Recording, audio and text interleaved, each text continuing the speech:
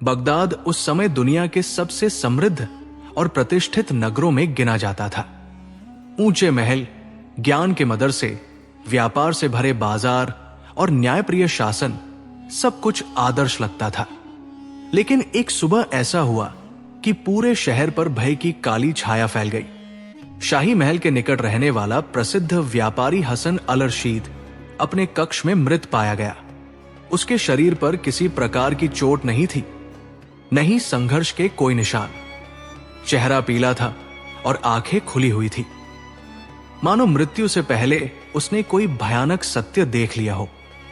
खबर आग की तरह फैल गई। लोग कहने लगे कि बगदाद में कोई अदृश्य कातिल घूम रहा है।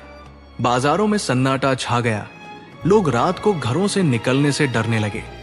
खलीफा स्वयं चिंतित हो उठे, क्योंकि हसन न केवल एक बड़ा व्यापारी था, बल्कि राज्य के लिए उपयोगी भी था।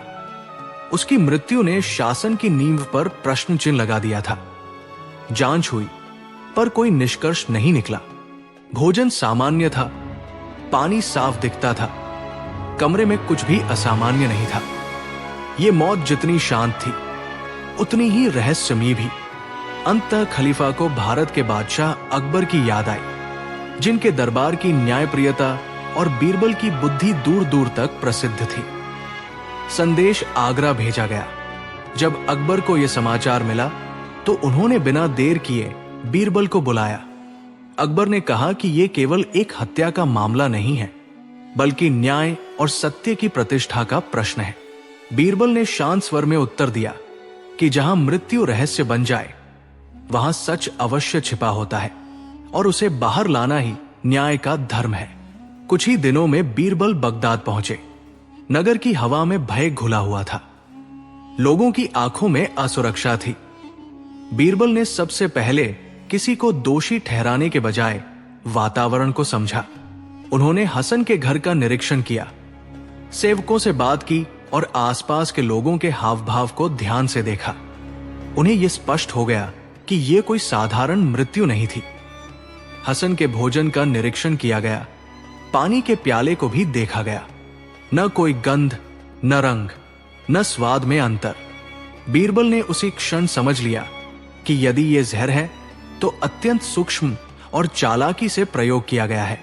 उन्होंने किसी पर आरोप नहीं लगाया, बल्कि 3 लोगों को मन में संदिग्ध माना। हसन का साझेदार यूसुफ, उसका विश्वस्त सेवक अली और एक देनदार मलिक, जिसका पैसा हसन पर बकाया था। तीनों को बुलाया गया। किसी के शब्दों में अपराध नहीं था, पर भावों में अंतर था। यूसुफ बहुत अधिक संयम दिखा रहा था, अली भयभीत था और मलिक क्रोध से भरा हुआ। बीरबल ने सबको जाने दिया। खलीफा हैरान थे, पर बीरबल ने कहा कि कुछ सच्चाइयां दबाव से नहीं, समय से बाहर आती है। अगले दिन बीरबल ने एक अनोखी व्यवस्था की। उन्होंने घोषणा करवाई कि हसन की मृत्यु से जुड़े सभी लोग उसी घर में एकत्र होंगे जहां उसकी मृत्यु हुई थी। रात का समय चुना गया, जब मन और भी कमजोर होता है। दीपक जलाए गए, वही भोजन तैयार कराया गया और वही पानी रखा गया। सब लोग चुप थे। बीरबल ने कहा कि आज कोई सवाल नहीं होगा, कोई जवाब नहीं देगा। आज केवल मृत्यु की भाषा सुनी जाएगी। उन्होंने एक छोटे पक्षी को मंगवाया और उसी पानी की एक बूंद उसे पिला दी। कुछ ही क्षणों में पक्षी तड़पने लगा और मर गया। पूरे कक्ष में सन्नाटा छा गया। अब किसी संदेह की गुंजाइश नहीं थी। पानी में ऐसा जहर मिला था जो न दिखाई देता था, न सूंघा जा सकता था। सबकी दृष्टि अनायास ही सेवक अली पर टिक गई, क्योंकि पानी लाने का काम उसी का था। अली कांपने लगा। बीरबल ने कठोर स्वर नहीं अपनाया, बल्कि शांत भाव से कहा कि सच ही उसे मुक्त करेगा। अली टूट गया और रोते हुए स्वीकार किया कि उसने जहर मिलाया था, लेकिन यह उसका निर्णय नहीं था। यूसुफ ने उसे धमकी दी थी कि यदि वो ऐसा नहीं करेगा तो उसके परिवार को मार दिया जाएगा। यूसुफ को हसन की मृत्यु से सबसे अधिक लाभ होने वाला था, पूरी साझेदारी और संपत्ति। यूसुफ को सामने लाया गया। पहले उसने इनकार किया, लेकिन बीरबल ने बताया कि कि जिस समय जहर असर करेगा वो केवल वही जान सकता था जिसने पूरी योजना बनाई हो। यूसुफ का झूठ टिक नहीं सका। अंततः उसने अपराध स्वीकार कर लिया। खलीफा ने यूसुफ को कठोर दंड दिया और अली को क्षमा कर दी, क्योंकि वो भय का शिकार था। बगदाद में फिर से शांति लौट आई। लोगों को समझ में आ गया कि मृत्यु चाहे जितनी शांत क्यों न हो, सच अंततः बोल ही देता है। जब यह समाचार अकबर तक पहुंचा तो उन्होंने कहा कि बीरबल ने फिर सिद्ध कर दिया कि न्याय की कोई सीमा नहीं होती और बुद्धि तलवार से अधिक शक्तिशाली होती है।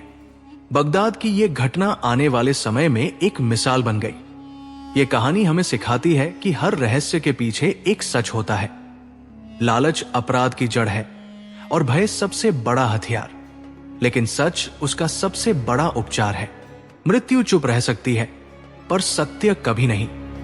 बगदाद उस समय केवल व्यापार और ज्ञान का केंद्र ही नहीं था, बल्कि दूर दूर तक न्यायप्रिय शासन के लिए भी जाना जाता था। फिर भी उस दिन शहर की रौनक पर जैसे किसी ने पर्दा डाल दिया हो। शाही खजाने से जुड़ा एक अत्यंत महत्वपूर्ण दस्तावेज रातों रात गायब हो गया था। यह वही दस्तावेज था जिसमें सीमावर्ती इलाकों के कर, व्यापार मार्गों की स्वीकृति और विदेशी समझौतों की शर्तें दर्ज थी। उसके बिना न केवल शासन अस्थिर हो सकता था, बल्कि शत्रु राज्यों को भी लाभ मिल सकता था। सुबह होते ही दरबार में हड़कंप मच गया। खलीफा का चेहरा गंभीर था। पहरेदारों से लेकर मंत्रियों तक हर किसी पर संदेह की निगाह थी। खजाने का कक्ष बंद था, ताले सुरक्षित थे, दीवारें अछूती थी। कोई जोर जबरदस्ती नहीं, कोई तोड़फोड़ नहीं। दस्तावेज ऐसे गायब हुआ मानो हवा में घुल गया हो। जांच शुरू हुई, पर हर रास्ता बंद मिला। पहरेदारों ने शपथ ली कि रात भर कोई अंदर नहीं गया। मुहरें वैसी ही थी। मंत्रियों ने कहा कि दस्तावेज तक पहुंच केवल कुछ चुनिंदा लोगों की थी, लेकिन उन सबके पास ठोस बहाने थे। बगदाद के बाजारों में अफवाहें फैलने लगी। किसी ने कहा यह जादू है, किसी ने कहा किसी अंदरूनी आदमी की साजिश है। खलीफा को लगा कि यदि शीघ्र समाधान नहीं हुआ तो भय शासन की नींव हिला देगा। उसी समय हिंदुस्तान के बादशाह अकबर का नाम खलीफा के मन में कौंधा। अकबर के दरबार में बीरबल नाम का एक ऐसा बुद्धिमान मंत्री था जिसकी कहानियां बगदाद तक पहुंची थी। संदेश भेजा गया। अकबर ने बिना विलंब किए बीरबल को बुलाया। अकबर ने कहा कि यह मामला केवल चोरी का नहीं, बल्कि विश्वास और राज्य की सुरक्षा का है। बीरबल ने शांत भाव से उत्तर दिया कि जहां दरवाजे बंद हों, वहां सुराग अक्सर खुले में होता है, बस उसे देखने वाली आंख चाहिए। कुछ ही दिनों में बीरबल बगदाद पहुंचे। शहर में बेचैनी थी। लोगों की बातचीत में एक ही प्रश्न, दस्तावेज कहा गया? बीरबल ने सबसे पहले खजाने के कक्ष का निरीक्षण किया। उन्होंने ताले देखे, दीवारें छुई, फर्श पर नजर डाली। सब कुछ सामान्य था, कोई निशान नहीं। उन्होंने पहरेदारों से अलग अलग बात की। शब्द एक जैसे थे, पर आवाजों में हल्का अंतर था। कोई अधिक आत्मविश्वासी, कोई जरूरत से ज्यादा डरा हुआ। बीरबल ने मंत्रियों से भी मुलाकात की। किसी ने राजनीति की बात की, किसी ने दुश्मन राज्य का नाम लिया। बीरबल सब सुनते रहे, पर किसी निष्कर्ष पर नहीं पहुंचे। रात को उन्होंने अकेले बैठकर सोचा, यदि ताले नहीं टूटे तो दस्तावेज बाहर कैसे गया? यदि बाहर नहीं गया तो कहीं अंदर ही छिपा होगा। पर इतना महत्वपूर्ण दस्तावेज छिपाने का जोखिम कौन उठाएगा? अगले दिन बीरबल ने एक साधारण सी बात नोट की। खजाने के कक्ष में रखी एक पुरानी लकड़ी की अलमारी, जिसे कोई विशेष महत्व नहीं देता था, उसकी एक दराज बाकी दराजों से कुछ अधिक साफ थी। धूल वहां कम जमी थी। यह बात सामान्य व्यक्ति की नजर से छूट सकती थी, पर बीरबल नहीं चूके। उन्होंने कुछ नहीं कहा, बस मन में उसे दर्ज कर लिया। उन्होंने खलीफा से अनुमति लेकर घोषणा करवाई कि सभी संदिग्धों को दरबार में बुलाया जाए। कोई आरोप नहीं, कोई सवाल नहीं, सिर्फ एक सामान्य सभा। सभा में मंत्री, लेखक, पहरेदार और खजाने से जुड़े कर्मचारी उपस्थित थे। बीरबल ने कहा कि वे सबकी सहायता से सत्य तक पहुंचना चाहते हैं। उन्होंने सबको एक एक मोमबत्ती दी और कहा कि इसे जलाकर हाथ में पकड़े रहें। फिर बोले कि जो व्यक्ति निर्दोष होगा उसकी मोमबत्ती सामान्य रूप से जलेगी और जो दोषी होगा उसकी मोमबत्ती का धुआं उसे बेचैन करेगा। ये सुनते ही कुछ लोग मुस्कुराए, कुछ ने राहत की सांस ली और एक व्यक्ति, खजाने का एक वरिष्ठ लेखक, अचानक असहज हो गया। वो बार बार मोमबत्ती को देख रहा था, मानो उससे डरता हो। बीरबल ने यह देखा पर कुछ नहीं कहा। कुछ देर बाद उन्होंने मोमबत्तियां बुझवा दी और कहा कि अब सभी अपने हाथ दिखाएं। लेखक के हाथ पर कालिख अधिक थी। वो घबरा गया और सफाई देने लगा कि उसने मोमबत्ती ठीक से पकड़ी थी। बीरबल ने शांत स्वर में कहा कि अभी किसी को दोषी नहीं ठहराया जा रहा। सभा समाप्त हुई। खलीफा उलझन में थे। बीरबल ने कहा कि सुराग मिल चुका है, पर सच को बाहर आने के लिए थोड़ा समय चाहिए। उसी रात बीरबल ने खजाने के कक्ष में जाकर उस पुरानी अलमारी की दराज खुलवाई। भीतर कुछ कागज थे पर दस्तावेज नहीं। फिर उन्होंने दराज की लकड़ी को थपथपाया। एक जगह आवाज बदली। वहां एक गुप्त खोखलापन था। अगली सुबह दरबार में वही लेखक बुलाया गया। बीरबल ने उससे पूछा कि वो अलमारी की मरम्मत क्यों करवाता था।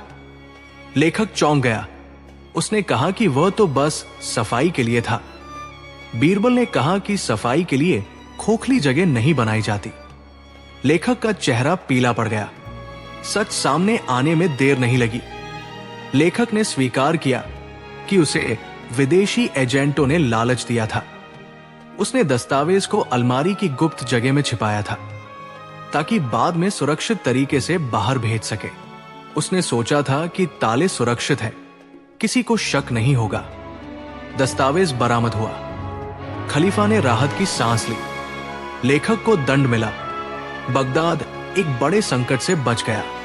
खलीफा ने बीरबल से पूछा कि उन्होंने उस गुप्त सुराग को कैसे पहचाना। बीरबल ने कहा कि अपराधी अक्सर सबसे सुरक्षित जगह चुनता है क्योंकि उसे लगता है कि वहां कोई देखेगा नहीं, और सबसे सुरक्षित जगह वही होती है जिसे लोग महत्वहीन समझते हैं। जब यह समाचार अकबर तक पहुंचा तो उन्होंने कहा कि बीरबल ने फिर सिद्ध कर दिया कि बुद्धि केवल सवाल पूछने में नहीं बल्कि खामोशी से देखने में भी होती है। बगदाद में यह घटना लंबे समय तक याद रखी गई। लोग कहने लगे कि सच हमेशा कोई न कोई सुराग छोड़ जाता है, बस उसे पहचानने वाली दृष्टि चाहिए। यह कहानी सिखाती है कि बड़े रहस्य अक्सर छोटी बातों में छिपे होते हैं। लालच इंसान को अंधा कर देता है और सतर्क बुद्धि ही राज्य की सच्ची रक्षा होती है। यही था बगदाद का गुप्त सुराग।